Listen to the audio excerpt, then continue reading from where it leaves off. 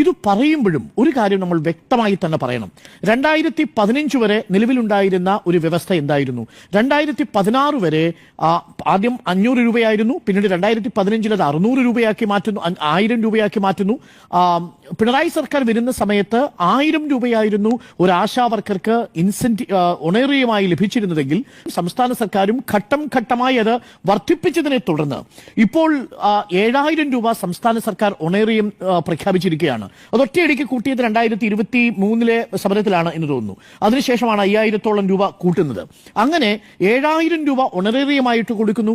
ഇൻസെന്റീവായിട്ട് 3000 രൂപ, അതിൽ 60:40 എന്ന കണക്കിലാണ്. എന്ന് പറഞ്ഞാൽ 1800 രൂപ സംസ്ഥാന സർക്കാർ, 1200 രൂപ കേന്ദ്ര സർക്കാർ.